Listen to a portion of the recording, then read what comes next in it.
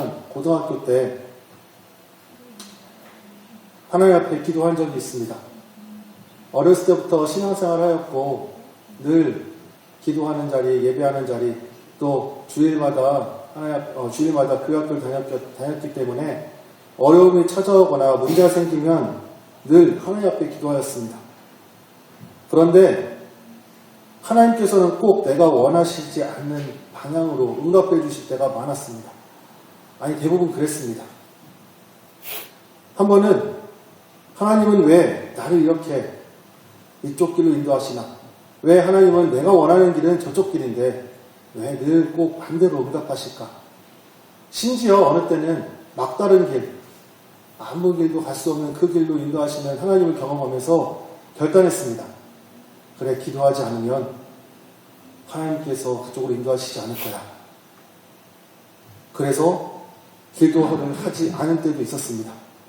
기도하지 않으면 내가 원하는 길로 하나님이 원하는 길이 아닌 내가 원하는 길로 인도하실 테니. 그런데 결과는 어떻습니까? 우리가 다 아직 경험했던 것처럼 기도를 하지 않으면 더 막다른 길에 경험했던 것이 저의 어렸을 때의 경험이었던 것 같습니다. 우리 모두는 인생을 살다 보면 이와 같이 내가 정한 길과 내가 원하는 방향이 아닌 다른 길로 가는 경우도 있고 심지어 막다른 길에 도달할 때가 있습니다. 가정의 문제일 수도 있고 직장의 문제일 수도 있습니다. 관계의 문제에서도 또한 건강의 문제에서도 이와 같이 벽을 경험하는 때가 있습니다. 그런데 성경은 우리에게 놀라운 사실을 이야기를 합니다. 성경에서 하나님은 우리의 인생을 막다른 길로 절벽으로 인도하시는 분이 아니라는 겁니다. 그 하나님은 우리가 막다른 길에 있을 때에 새로운 길을 만드시고 새로운 길로 우리를 인도하시는 분이 하나님이시다. 출애굽기 말씀을 읽다 보면, 묵상하다 보면 이렇게 길을 만드시는 하나님의 모습을 우리가 발견할 수 있습니다. 출애굽 당시 이스라엘 백성들은 애굽에 430년이라고 하는 긴 세월 동안 고통을 당해왔습니다. 하나님께서는 그들의 기도를 들으시고 이스라엘 백성들을 새로운 길로 인도하여 주셨습니다. 그러므로 하나님이 홍해의 광야 길로 돌려 백성들을 인도하시네 이스라엘 자손이 애굽 땅에서 대열을 지어 나왔다라고 성경은 이야기합니다. 막혀있던 홍해를 가르시고 새로운 길을 만들어주신 하나님, 이스라엘 백성들이 가나안이라고 하는 새로운 꿈과 목표를 가지고 나아갈 때에 그 길을 인도하실 뿐만 아니라 새로운 길을 열어주셨었던 하나님. 이사야서 43장 19절 말씀입니다. 함께 읽어보겠습니다. 시작. 보라, 내가 새 일을 행하리니 이제 나타낼 것이라. 너희가 이것을 알지 못하느니라. 반드시 내가 광야의 길을 사막의 강을 낼 것이다. 할렐루야.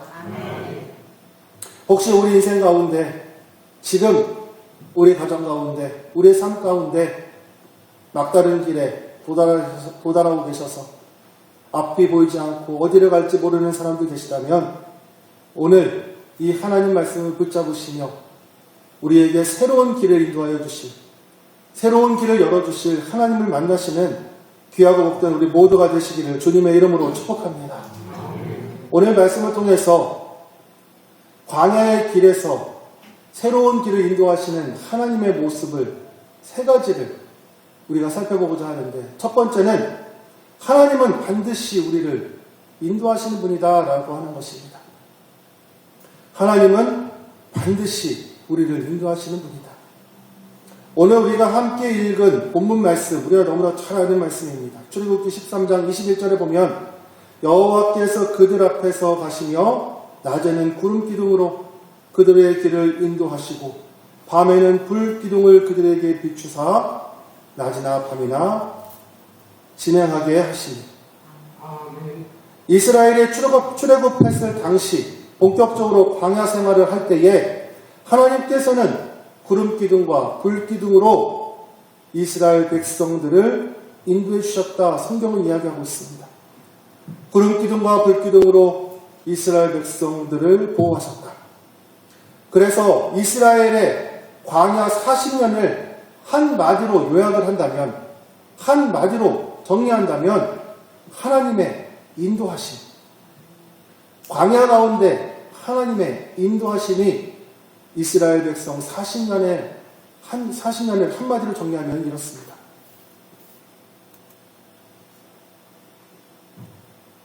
사랑하는 성도 여러분, 신앙생활하면서 이와 같은 하나님의 인도하심을 경험하고 계십니까? 저는 모태신앙인입니다. 여기에 계신 분들 가운데 저와 같이 모태신앙인도 계시고, 아니면 어렸을 때부터, 아니면 30년, 40년 긴 신앙생활을 하신 분이 계신 줄 압니다. 여러분들은 어떻습니까? 여러분들은 이러한 하나님의 인도하심을 경험하고 계십니까? 아니면 이러한 하나님의 인도하심을 언제 경험했는지 기억나지도 않을 정도로, 또 내 인생 가운데 정말 하나님의 인도하심이 있었는가 의심되는 분이 계십니까? 바라고 소망하기에 이러한 하나님의 인도하심을 경험하시는, 이러한 하나님의 인도하심 가운데 광야 같은 인생길에서 길을 열어주시는 하나님과 동행하시는 귀하고 복된 우리 모두가 되시기를 주님의 이름으로 축복합니다. 다윗은 시편 23편에 새로운 길을 인도하시는, 광야 같은 그곳에서 인도하시고 보호하시는 하나님을 찬양합니다. 여호와는 나의 목자시니 내게 부족함이 없으리로다. 그가 나를 푸른 풀밭에 누이시며 쉴만한 물가로 인도하시는도다. 바라고 소망하기에 우리 성원교회 성도들이 다윗과 같은 이러한 고백을, 이러한 믿음의 고백을, 또한 이러한 경험을 하시는 귀하고 복된 우리 모두가 되시기를 주님의 이름으로 축복합니다. 제가 전에 있던 교회에서 나이 많으신 원로 권사님들끼리 모여서 속회를 드리시고 예배하시는데 눈도 잘 안 보이시고, 그리고 기력이 없으셔서 늘 한 가지 찬양만 부르시면서 속회하시는 분이 계셨어요. 속회하는 속도가 있었습니다. 나의 갈 길 다가도록 예수 인도하시니 내 주 안에 있는 긍휼 어찌 의심하리요. 아마 그 권사님들이 살아온 삶 가운데, 신앙 여정 가운데, 믿음의 길 가운데 경험했던 고백을 매주 이 찬양을 부르며 고백했던 것 같습니다. 온갖 어려움과 핍박이 있을 때에 그래도 인도하시는 하나님, 오늘 이스라엘 백성들에게 불기둥과 구름기둥으로 인도하시고 보호하신 하나님, 사랑하는 성도 여러분, 오늘 하나님께서는 우리의 인생 가운데서 구름기둥과 불기둥으로 인도하시고 보호하시고 함께 하시는 분이 하나님이시다, 성경은 우리에게 말씀해 주고 계신 줄 믿습니다. 두 번째로, 하나님은 우리의 생각과 다른 길을 인도하시는 분이십니다. 이스라엘 백성의 광야 길에서 나타난 하나님의 인도하심의 특징은 그들의 생각과 다르게, 백성들의 생각과는 다르게 다른 길로 인도하셨다라는 것입니다. 출애굽한 이들에게 가나안으로 가는 지름길이 있었습니다. 그 길로 가면 40년이라고 하는 시간을 허송세월 할 필요가 없었습니다. 그런데 하나님께서는 그 지름길로 인도하지 않으셨습니다. 왜 그렇습니까? 13장 17절서부터 18절에 보면 바로가 백성을 보낸 후에 블레셋 사람의 땅의 길에 가까울지라도 하나님이 그들을 그 길로 인도하지 아니하셨으니 이는 하나님이 말씀하시기를 이 백성이 전쟁을 하게 되면 마음을 돌이켜 애굽으로 돌아갈까 함이니라. 그러므로 하나님이 홍해 광야 길로 돌려 백성을 인도하시네. 사람들은 합리적인 것을 좋아합니다. 목회를 하다 보면 다양한 사람들을 만나는데 다양한 사람들의 공통된 것은 바로 이 합리적인 것입니다. 그래서 자기가 생각하는 합리적인 판단에 맞다면 적극적으로 지지하고 목회에 적극적으로 협력하고 동조하는 그런 경우들을 많이 봅니다. 그래서 목회도 교회도 합리적인 것이 너무나도 중요합니다. 그러나 하나님 앞에서는, 신앙생활 앞에서는 이러한 인간의 합리성을 들이대서는 안 됩니다. 신앙생활에서 합리적인 것을 추구하다 보면 하나님의 뜻을 헤아릴 수가 없습니다. 우리의 작은 머리로 하나님의 기쁘신 뜻과 생각을 다 알 수 없기 때문에 그렇습니다. 본문의 상황이 바로 그러합니다. 지금 이스라엘 백성들은 가나안의 길을 가고 있습니다. 가나안을 향해 걸어가고 있습니다.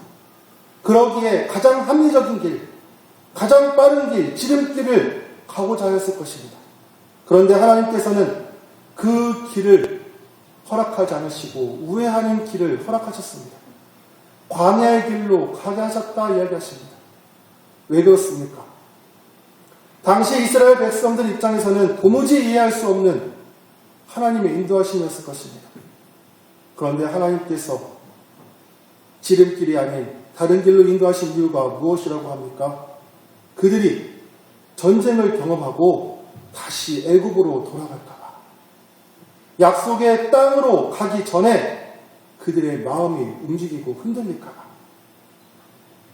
사랑하는 성도 여러분, 우주를 창조하신 하나님, 그 하나님은 우리보다 더 큰 그림을 그리시고 우리가 생각할 수 없는, 우리가 생각하지 못하는 그 길로, 그 방향으로 인도하시는 분이 우리 하나님이신 줄 믿습니다. 그 하나님 앞에 내 생각을 내려놓고 내 계획을 내려놓고 그 하나님 앞에 항복하시는, 승복하시는 저와 여러분들 되시기를 주님의 이름으로 축복합니다.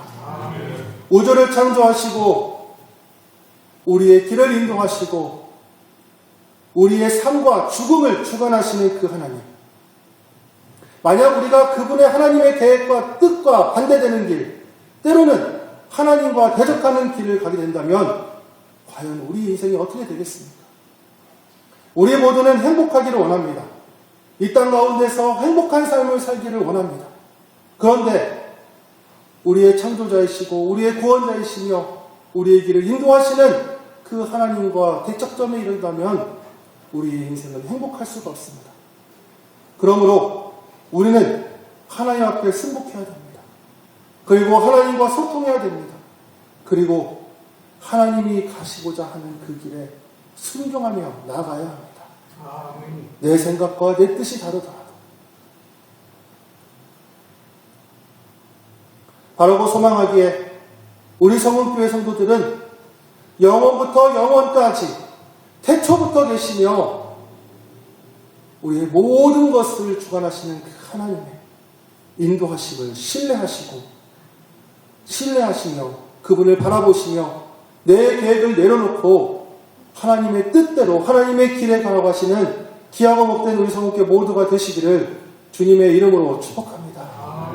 세 번째, 하나님을 의지해야 합니다. 하나님을 의지하십시오. 내 생각과 내 길이 다른, 내 생각과 다른 길로 인도하시는 하나님의 인도하신 가운데 우리의 마음을 내려놓고 하나님을 의지하는 태도를 우리는 가져야 합니다. 성경에 보면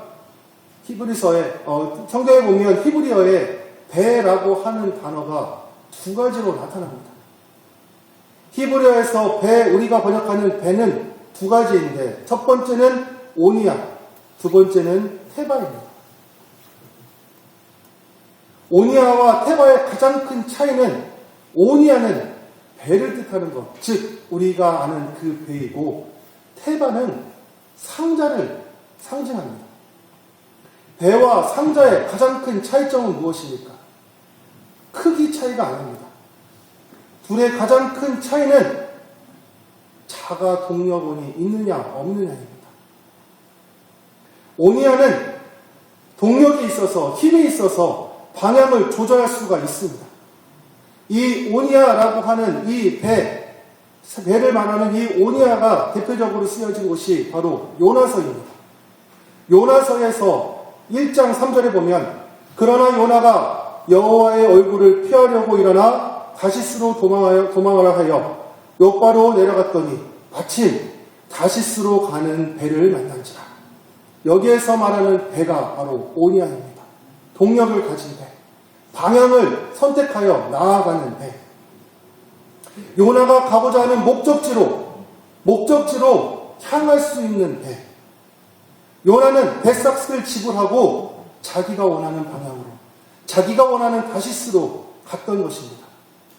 한편 상자를 뜻하는 테바는 구약에서 2번 나옵니다. 첫 번째는 모세의 어머니 요게벳이 갈대 상자를 만들었을 때 그 상자가 바로 테바입니다. 두 번째로 나오는 테바는, 또 하나의 테바는 창세기 7장 7절에 나옵니다. 노아는 아들들과 아내와 며느리들과 함께 홍수를 피하여 방주에 들어갔다. 여기서 말하는 방주가 바로 테바입니다. 이 노아의 방주는 어마어마한 크기입니다. 한마디로 말해서 큰 상자라는 것입니다. 하지만 이 큰 상자는 동력원이 없습니다. 스스로 움직일 수 없는 상자입니다. 요게벳이 만든 갈대 상자와 노아가 만든 방주는 동력이 없어서 본인의 의지로, 본인의 생각으로 나아갈 수가 없습니다. 갈대 상자를 만들어서 물 위에 띄웠던 그 어머니의 마음은 이것은 더 이상 내 뜻과 내 계획과 내 생각으로 살아갈 수 없습니다 라고 하는 마음으로 이 갈대 상자를 내려놓았던 것.